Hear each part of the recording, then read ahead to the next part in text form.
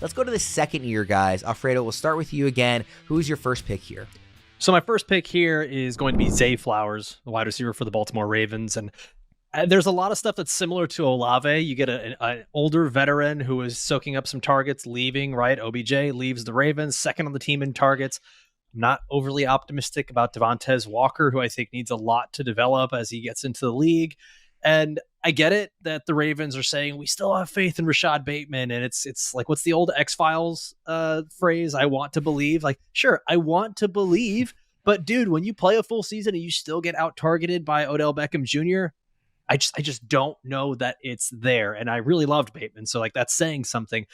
For me, the thing was with Zay Flowers, in college, he was successful on deep routes. He just didn't run them all that often. He had a horrible quarterback. And then the same thing kind of happened in the pros. Not that he had a horrible quarterback, but the timing was just really, really off. And the Ravens tried to get him the ball in space and get the ball in his hands as much as possible. Let him create with that kind of spread style Todd Monken offense. But then you go and you look, and Zay Flowers was 45th in yards per route run and 82nd in average depth of target. Like it just was not good. This is not how you want to use such an explosive guy.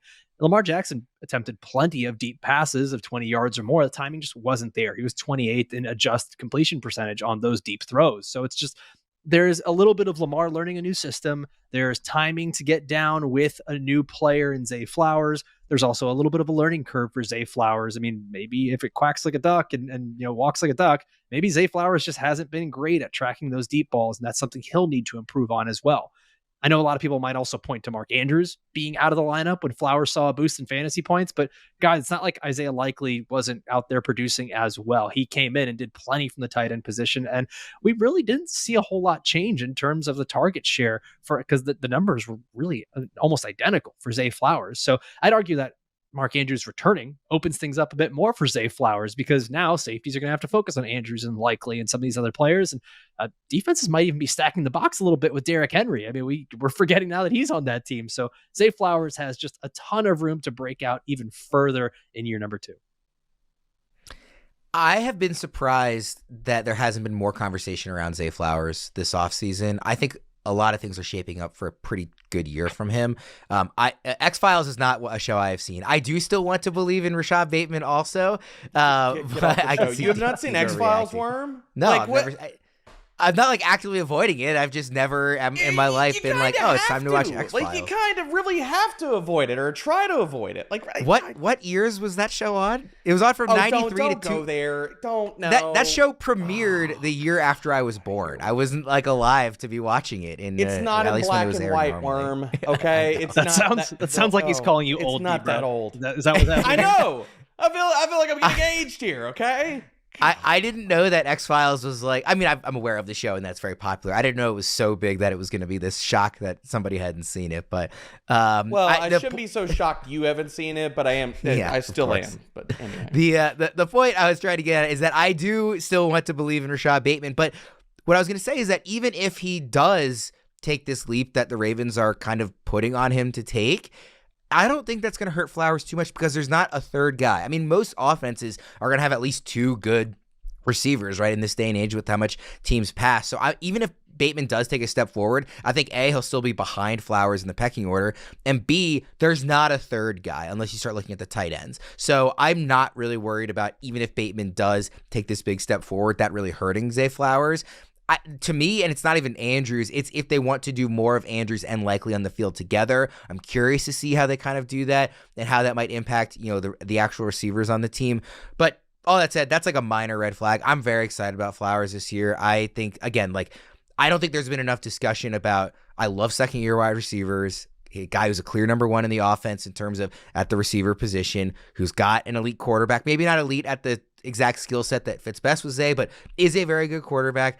Second year of an offense. There's just so much to like here. And D-Bro, you actually also picked Zay Flowers for one of your second-year breakouts. Oh, yeah, man.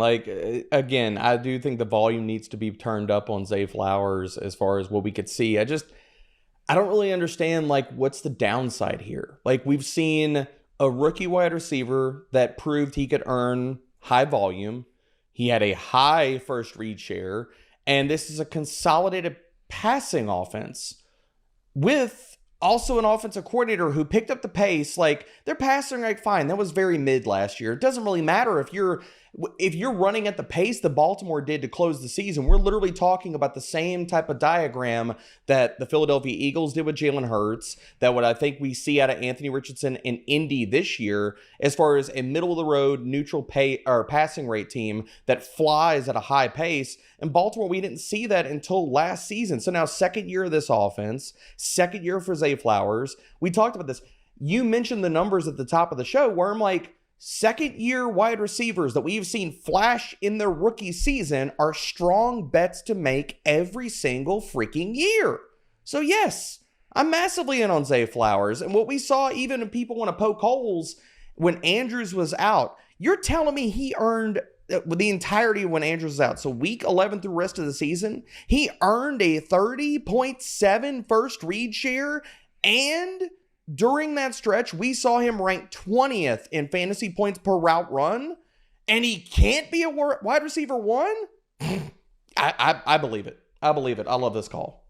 So, Alfredo, obviously you don't need to draft Flowers as a wide receiver one to get him. He's going in that mid-20s range. He's ranked wide receiver 27 in consensus. His ADP is wide receiver 25. Where would you be interested in drafting him, given the upside that you see? Oh, man. So I'm looking at my rankings now. I've got him around wide receiver 23. And that's beautiful. I can be talked into moving that up even a little bit, especially when you just start to look at, like, I've got him next to Devontae Smith, and I think there's a very real case that the upside might be higher for Zay Flowers as his team's wide receiver one.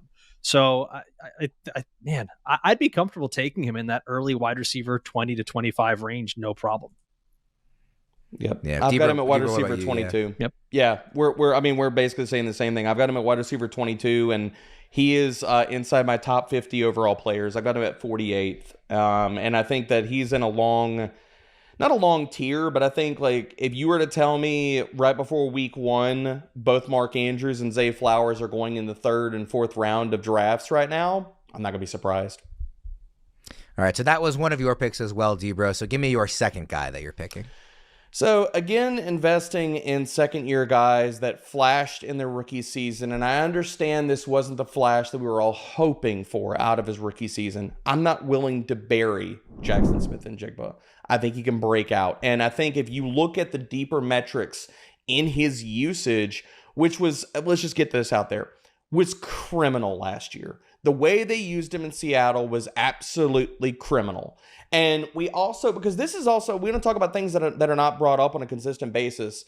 All the hurt and disappointment about Jaxon-Smith Njigba always gets brought up, and it's always like, well, yeah, we didn't really factor in enough of Tyler Lockett. Can we also talk about he walked into the season dealing with a wrist injury, and he wasn't fully healthy until probably half the season, if not later into the season? So that doesn't get equated enough into what we talk about how his rookie year played out. So now we want to go into the deeper numbers of how he was used, because this was also a huge narrative of him coming out as a prospect. Can he win on the outside? Is he just a slot wide receiver? I don't know if he can really do that or stretch the field. If you look at the deeper metrics for Jaxon-Smith Njigba, I want him to play out more wide this year. And I think that can happen. We have a new offensive coordinator, and anybody that tells you they know exactly how the Seattle offense is going to run is lying to you, because none of us know. And could we go with the low-hanging fruit of saying the narrative of being like, oh, well, they have a defensive-minded head coach, so they're going to run the ball? Sure. Okay, now how about we talk about the fact that they added an offensive coordinator who let Michael Penix just grip it, rip it, and chuck it down the freaking field last year. So I don't know what this offense is going to look like this year, as to say is the range of outcomes for what they could be is wider than people are willing to discuss. And we don't know what this offense is going to look like. So saying that Jaxon-Smith Njigba, considering what he showed in his rookie year, cannot play outside is ridiculous. Because if you look at amongst 126 qualifying wide receivers last season, out wide, he ranked 4th in targets per route run. He was 15th in yards per route run. And guess what? His ADOT didn't change much at all. He was 6.5. Versus if you look at his slot numbers, 78th in targets per route run, 87th in yards per route run. His ADOT was 6.2. He was much, much better with the perimeter route tree that they tasked him with. So put him on the perimeter, let him go do his damn thing. And if we get more passing volume and deep shots in this offensive line, because we've also talked about the Seattle offensive line and how bad they were last year. If all those things come to fruition this season, I know it's a lot of ifs, I'm just betting on talent and a player that if you look at the real numbers for him, he had a much better rookie season than people are giving him credit for. I was going to ask a follow-up to you, Debro, but I'm going to give you a chance to catch your breath after that. I had to lay it out there, man, because I know people are going to hate that call, and they're going to say, yeah, but I got burned by JSN. Nah, it's going to be run first office. Nah, all that crap. I know it's going to happen. Well, so Alfredo, I don't know where you stand on JSN and if you're optimistic on him or not. If you are optimistic, if you're looking at a pie chart of reasons why, what percentage of that is like his evaluation as a prospect? Because I adored him coming into the NFL versus the flashes that Debro's referencing that you might have seen in his rookie year. So I am optimistic on JSN. I've got him in my top 40 wide receivers for fantasy this year, and I kind of did that disagreement with my co-host the other day.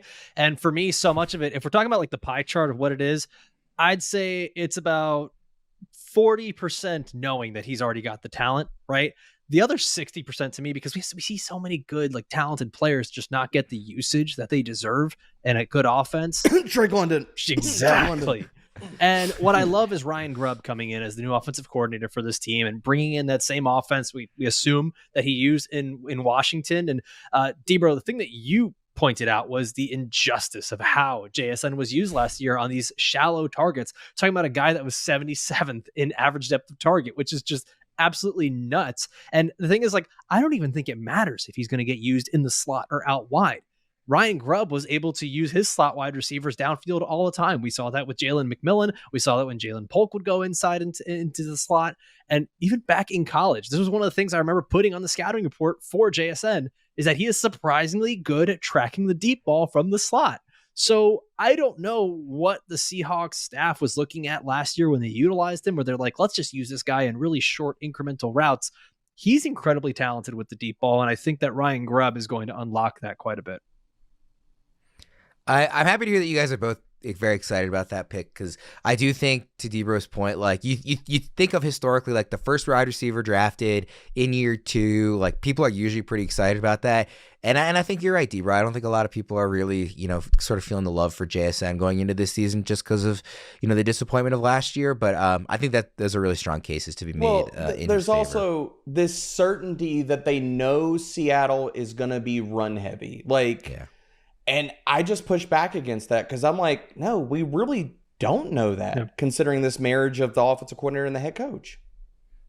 Yeah, I know that he's a defensive guy. Obviously, I know Mike McDonald is a Ravens fan, but I mean, it's a first-year head coach. We don't know what kind of offense he's going to see as the correct one to run. And if you want to be run heavy, why the hell did they bring in Ryan Grubb? Tell me that. Why would that marriage make sense? That's the best point of all. Yeah, in terms of the run heaviness. So, yeah, we can move on from that one. Alfredo, who's your next second-year guy you're picking? I got to talk about Tank Dell, man. Like, this is the guy that, had we seen a full season from him, I think we'd all be a lot more excited. And I'll get into, like, I'm not worried about Stephon Diggs. I talked about it so much on my last episode that we did of the Football Guys Fantasy Football Show, where I talked about Stephon Diggs as a rankings faller.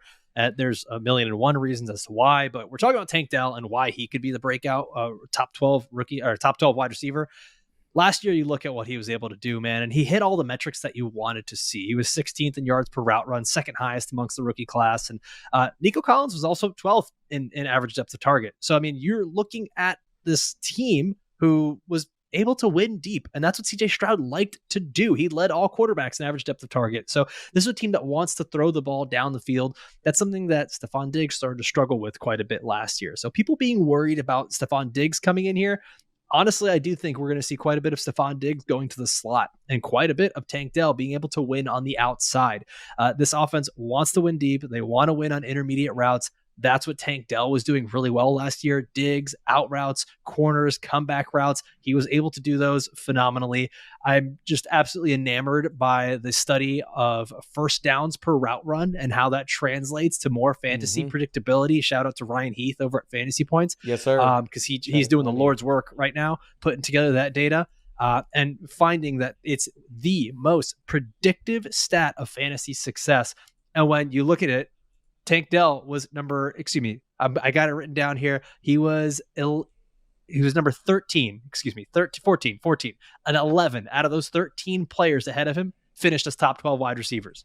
So you're telling me this is like the results are absolutely there. The numbers make sense. They matter. And Tank Dell's got it. Like you could just watch him, man. Just watch him. And I know people hate that of like, watch the film, bro. Just watch the game. Trust me. But like, this is a very good player. The path for Tank Dell to be a top 12 or at least top 15 wide receiver is extremely realistic with CJ Stroud and with that offense. I love the discount that we're getting because of Stephon Diggs being added to that team.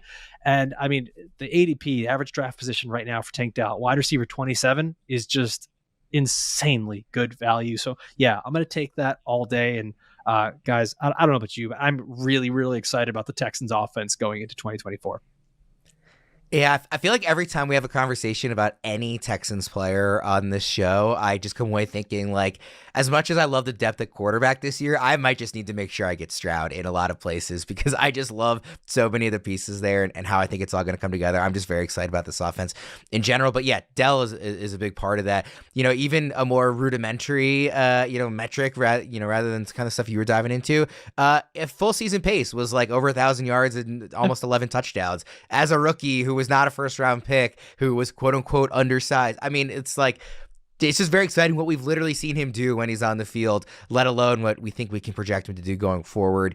So I love this call. And I think you can make a reasonable case for various iterations of how you want to rank the options in the Texans passing offense. But if I'm ranking the ones who I think have the best chance of being a top 12 receiver, I'm starting that list with Tank Dell. Just the connection that he and Stroud had last year it was obvious to anybody watching the game, just based on the eye test alone, how much he liked throwing to him. DeMario, I know you're a Tank Dell guy as well.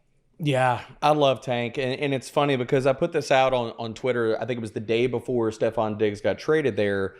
And I already felt like the disrespect for Tank Dell was real because of just what people saw in the end of the season taste that was left in their mouth. Like with Tank not being there and Nico getting alpha level volume. But if you look back at last year, even before Diggs was there, when Nico and Tank were playing full-time roles, so in the 7 full games that they both played, Tank bested him in everything. He had a higher target share than Nico. He had a higher air yard share, higher weighted opportunity, and he beat him in fantasy points per game. So the only small modicum of worry that I have for Tank Dell, and this is part of me just trying to bake some things like learn from year over year. It was the injury he sustained, and is he going to be 100% go for when the season happens? And I'm optimistic. I think it's going to happen. I have him ranked. I kind of bounce him between low-end wide receiver 2, high-end wide receiver on the daily. So I'm fully in on this because if he is 100% and he's ready to rock, yeah, he can get there, man. He absolutely can. DeMario, let's stick with you for your next second-year pick.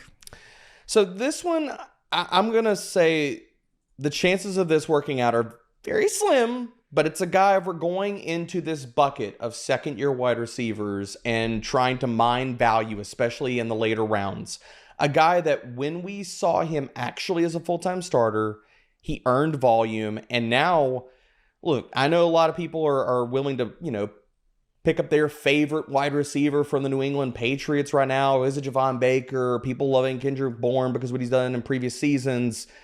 It could be Pop Douglas. If he can retain the starting role on that team, in the 8 games we saw him play at least 50% of the snaps, there is a lot to like about Pop Douglas. And some of this comes down to, look, I don't know who's going to be the starter for the Patriots in week 1.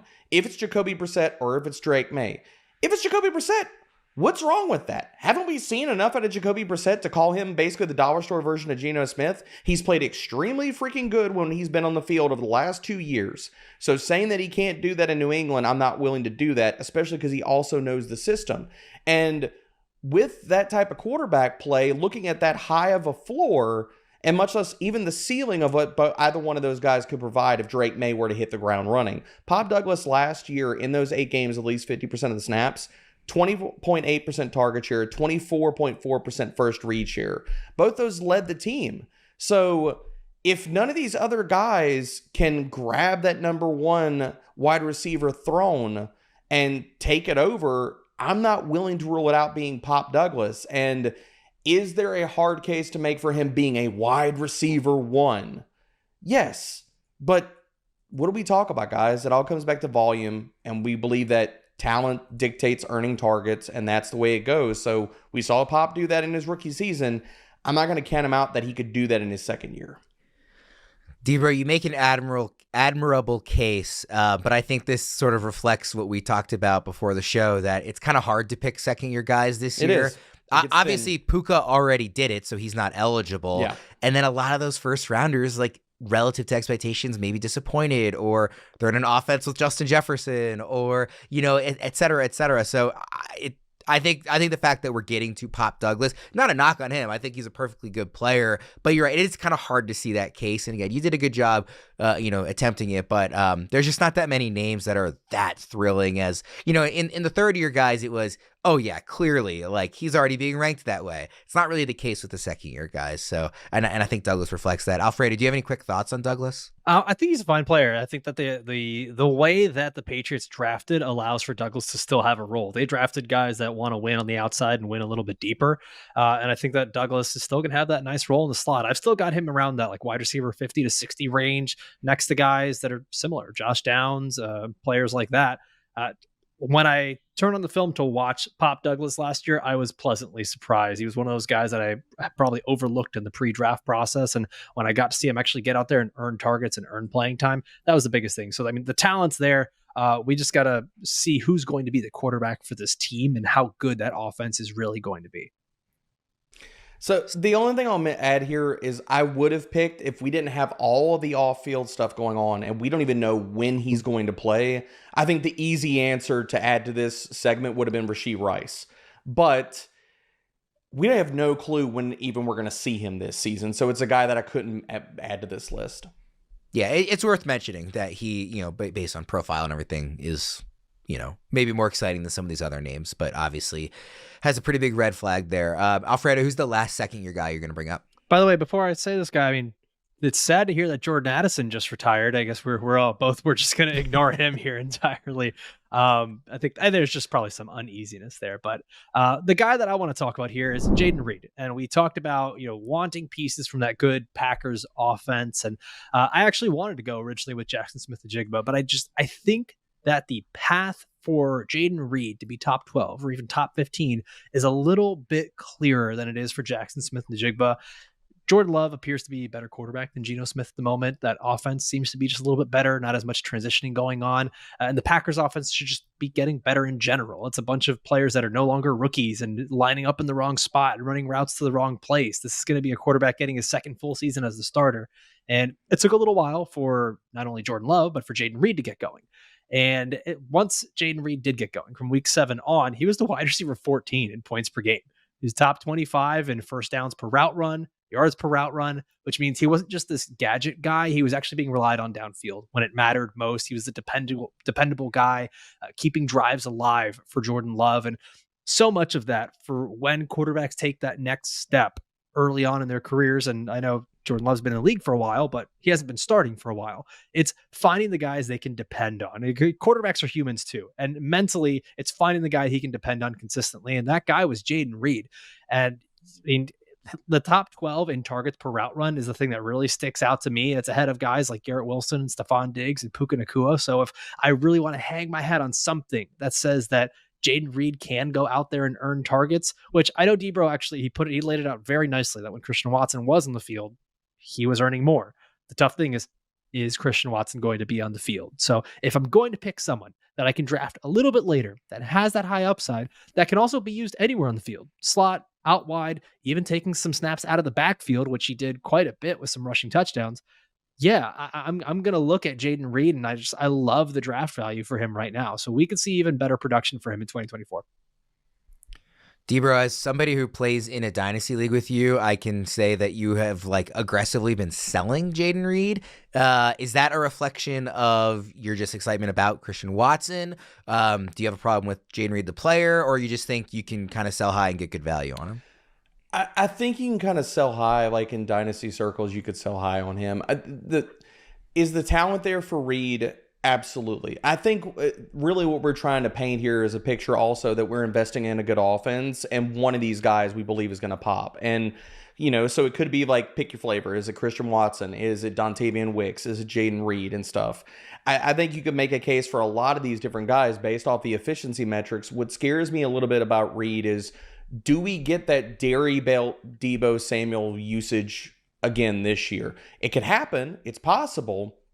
But I don't know if it's definitively going to happen, considering, and again, do we get some more of those short area targets of the running back usage with Marshawn Lloyd, that maybe those touches went to Jayden Reed out of the backfield last year? And the other thing is, Jayden Reed wasn't even a full-time player in the offense. So there's some parts and pieces like, can Jayden Reed get there? Is this offense good enough? Is the quarterback play good enough? Is he good enough as a player?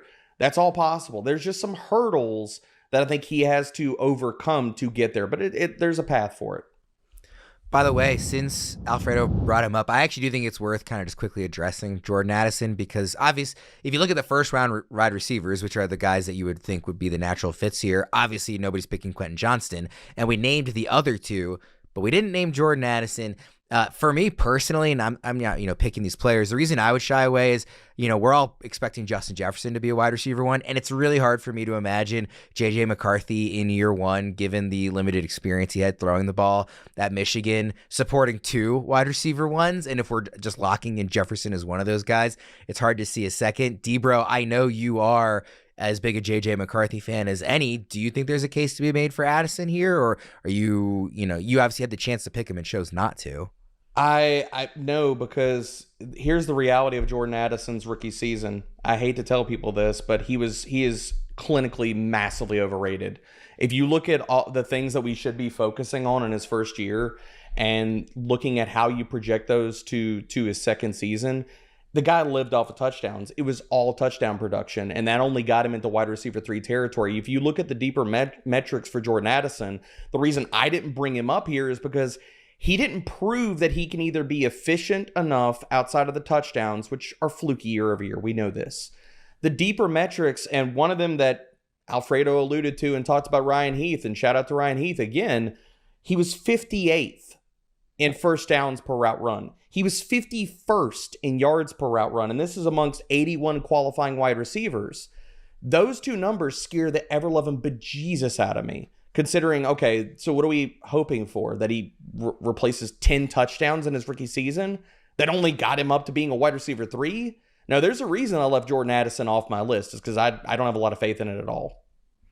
That's interesting. I have not thought of him as overrated. I see what you mean about being like somewhat dependent on the touchdowns last year, but he was also a 21-year-old rookie who was playing with like some pretty poor quarterback play in the back half of the season. So I still find myself fairly, again, I wouldn't pick him as a wide receiver 1, but I still find myself somewhat optimistic about him as a player. What do you make of Addison, Alfredo? I think if you're trying to galaxy brain a little bit here and you want to be maybe sneaky with your league, if you see him falling in your drafts, in redraft, and you want to just take him as one of these late round flyers, you can do that, because you're likely not going to be seeing TJ Hawkinson to start the year. And if Sam Darnold comes out there and starts, and you get maybe a little bit of some offensive production, you could get a few good weeks from Jordan Addison, and he immediately becomes a trade block kind of guy that you put out there. So there's some redeeming value. I just don't see him as the guy that could be breaking out into top 15, let alone top 24.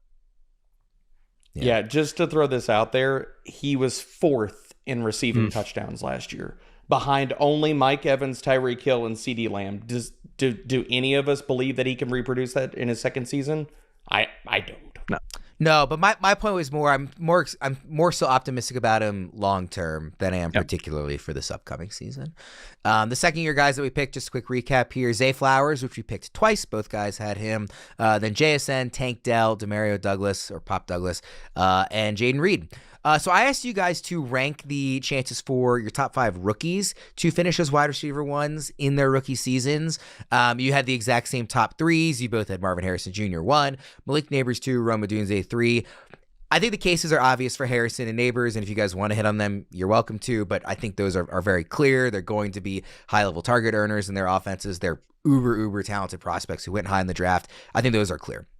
Rome Odunze, I was a little surprised given we already talked about it with JSN, what we just saw from a talented rookie. And I know JSN, we like Rome Odunze better than JSN was as a prospect, but a talented rookie, first round pick coming in as the third in the pecking order in that offense with the literal same offensive coordinator that we just saw do this to JSN. So as much as I love Odunze and, Dynasty, different story, I was a little surprised that you guys both had him 3. Alfredo, is this just strictly you love the prospect so much, or do you see something in this Bears offense where there's maybe a path to him kind of exceeding expectations in terms of the type of target share we might think he would get? I mean, obviously the prospect profile does play a good bit here. He is a much better prospect than JSN was or even is now as a pro.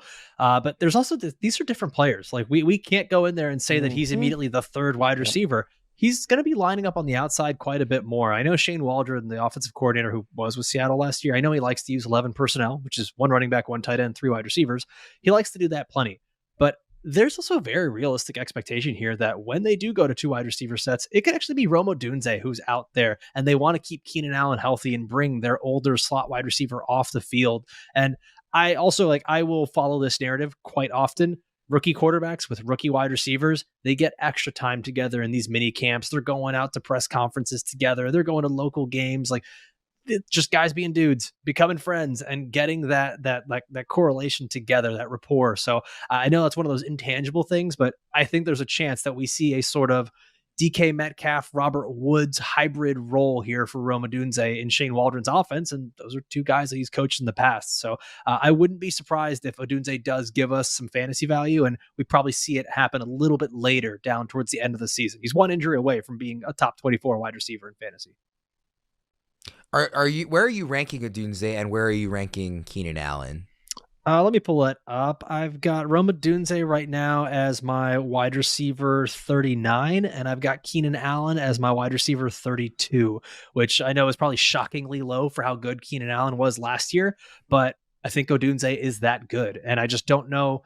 This is a for and against. I don't think that we see Caleb Williams, for as great as he is, support 3 fantasy relevant wide receivers. They've got 2 tight ends. They've got a pass catching running back. There's a lot that can be done out there. But if I'm going to go and target one of these guys, I'm going to target Rome Odunze because I think the ceiling is higher and the cost is just going to be so much less.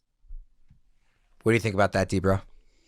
Yeah, I mean, we're basically in lockstep. I've got Keenan Allen in that low-end wide receiver 2, high-end 3 range. Rome, I think the conversation, I've got him at wide receiver 36 right now, but I think somewhere in the wide receiver 3 range. It really, Alfredo just crushed this. He's 1 injury away, and yes, I love that he brought up that these are absolutely different archetypes of players. So if you're trying to even transpose what we saw in Seattle to this, if you want to talk about who's going to play the JSN short area role, that's Keenan Allen. That's not going to be Rome Odunze. D-Bro, just before we move on from the big 3, for the audience members who maybe aren't as way in the weeds with Dynasty and rookies, pick one of Harrison or Nabers and make the case for why they have a good shot at this. And then Harrison Jr. is going to be the guy. But the thing about it is we're already projecting that because he's a wide receiver 1 in almost everybody's ranks, you know? So that's not crazy. I think just the easy case is the volume. You look at the volume for him, and the volume is not hard to see, man. And it's not hard to see him getting up there. Looking even at Arizona's passing volume last year, he threw it 555 freaking times. If he earns a 25% target share, that would have been 13th in targets amongst all wide receivers last year. So what if he earns a 28% target share? If he's that freaking good, and it's only literally him and Trey McBride to fight over targets. That's the easiest case to make for him being a wide receiver 1, and I don't disagree with it. He's a wide receiver 1 in my ranks. Yeah, I say the easy case is the volume. The easy case might also just be that he's a generational prospect in most people's eyes and one of the best receivers to enter the league in quite some time. Alfredo, I want to ask you about Malik Nabers then, sort of the same thing though. The volume, ability to earn a target share is very obvious in this offense. And also just, again, not a generational prospect, maybe, I don't know. Some stats had him, up there with Harrison, obviously this year, but really, really, really, really good. Yeah, I mean, the thing that worries me is not the talent with Nabers, and long term, I think he's perfectly fine for Dynasty. I do think there's a possibility we see a New York Giants rebuild, because this could be one of the worst offenses in the league, and they could be really, really bad this year. So we could see new quarterback, new coach, a whole new everything next season. So for Dynasty, that's the smallest concern, but he's just too talented for me to really care too much about that. For redraft, I think the floor could fall out like from underneath him, and it's not a reflection of him as a player. It's just Daniel Jones is the quarterback, guys. And if Daniel Jones, like, even if he plays well enough to keep the job, the best season that he's had out of a wide receiver has been wide receiver 25 with Sterling Shepard. Nabers is better than that. So how high does the ceiling really get? Are we thinking maybe best case scenario, we're looking at Malik Nabers? It's like a wide receiver 18 on the season. And I know in underdog drafts, he's going as like wide receiver 19 or 20. I've got him ranked quite a bit lower. I've got him around wide receiver 28 right now. I struggle with the risk of how bad that offense could be. And what I see is very similar to what we saw last year, where Bryce Young and the Panthers offense was really bad. And even though Adam Thielen was getting a ton of targets, there just wasn't enough valuable targets on that offense. And there wasn't enough touchdowns to go around. And Thielen finishes the wide receiver 25 in points per game. So I think there's a very similar path for Malik Nabers to kind of finish the same way. So like I said, Harrison 1, Nabers 2, Odunze 3. You guys are in lockstep there. 4 and 5 are where you guys differ. Alfredo, who are your 4 and 5 and why? So I've got Brian Thomas at 4. And for me, it's based on the trends of Doug Peterson, Trevor Lawrence. We'll probably see Christian Kirk and Evan Ingram be the top target earners on this team and probably get about like 250 targets. Now, when you start to break down the numbers and the projections, you're looking at potentially about 200 more targets that are going to be split between Gabe Davis and Brian Thomas. And that's just based on how Trevor Lawrence has targeted players in the past. And Brian Thomas, I think, is the far better player than Gabe Davis. And so you're looking at a guy who could be earning 6 to 7 targets per game and could be really explosive, especially with his downfield abilities. So if I'm going to project that, I know there are some things he does need to clean up in his game and get a little bit more nuanced with his route running and better release package and stuff like that. But I think this was a very intentional pick. The Jaguars want to use Brian Thomas the kind of similar way they used Calvin Ridley last year, and I don't think that's a bad thing. And then at 5, I've got Xavier Worthy, who, very similar to Brian Thomas, could see heavy target share, explosive plays, all the same jazz I said before, except now we've got Patrick Mahomes, a much more proven quarterback. I think the problem here is that he could be 3rd or maybe even 4th in line for those targets. I don't think the targets will be as easy to earn. We have to see what happens with Rashee Rice. And I mean, you also get a little bit of like the Venn diagram crossover with Marquise Brown, who can do some very similar things to Xavier Worthy. So both these teams, it feels like they went out and they bought they bought the players that they already had at home, and it's going to be difficult for them to earn targets. But if they do, and if they're on the field, they could surprise the heck out of a lot of people. That's a good way to put it. The players they already had at home. Deber, who do you have 4 and 5? I've got Worthy at 4, and I think that just the case is easy to make. It's Patrick freaking Mahomes. Hollywood Brown, we can't trust his health at this point in his career. He's had so many foot injuries. Well, he had one last year too. So I can't really put it on him to play a full complement of games. Rashee Rice, we don't know when we're going to see him. So we could Kansas City in the worst iteration of this offense. If Rashee is out and Hollywood's hurt, it literally could be Travis Kelce and Xavier Worthy competing for the target lead every single week. And that's not hard to visualize this year. So Worthy's my number 4. Ladd McKonkey is my number 5 here. And people could be surprised by that with all the narratives of the Chargers offense and how much they're going to run. You still have freaking Justin Herbert throwing the ball, man. You still have Justin Herbert throwing the ball. And this is a wide receiver room that where if you want to talk about the clear path to earning that type of wide receiver 1 volume, if the passing rate surprises, like maybe the Bolts defense is not great this year, maybe they're trailing more than they anticipate, maybe they can't run the ball that dang well considering it's Gus the Bus with 2 flat tires and it's J.K. Dobbins. We don't know if he's going to make it out of camp. We're hoping Kamani Vidal is a guy and a thing this year. Like, if those things don't happen, maybe the Chargers throw the ball more than even Greg Roman or Jim Harbaugh want to do this year. And we're just talking about who has a clear path to earning volume. And Ladd McKonkey, like, we know the talent is there. You look at his entire prospect profile, it's littered with stuff that makes you go ooh and ah. And so what are we talking about? The volume? There's a clear path there. So I'm going to go Ladd off the beaten path here a little bit. Last thing, was there any rookie receiver that if we had gone deeper, you really wanted to include as a possibility? I mean, I know, Debro, you're not a fan of Keon Coleman, but obviously the opportunity to earn targets is likely going to be there. I mean, Xavier Legette was a first-round pick. I don't think we would certainly expect that. Were there any other names that stood out, Debro? The one, if we're going to go further down the board, and the easy case to make for him is T. Higgins moves on or T. Higgins is hurt. And Joe Burrow, we've seen it time and time again, can support 2 wide receivers and do it really freaking well. It'd be Jermaine Burton. Alfredo, was there a name for you that you wanted to include but didn't have room?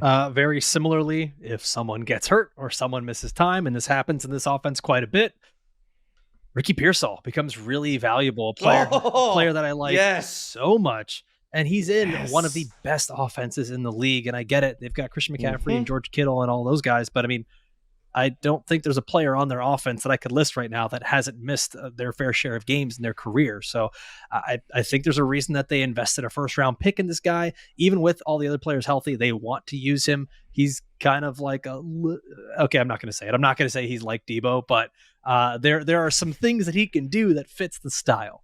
And Ricky Pearsall, if he gets an opportunity, this is a guy that I loved. And even as much as I loved him, I was still shocked he went in the first round. So that tells you how much the Niners really like him and want to utilize him. I adore Ricky Pearsall, the prospect. He outside of Odunze, he's probably the most obvious guy in terms of if somebody gets hurt, like watch out, because all he needs is the opportunity. And or again, Debo's really gone after June 1st. Yep.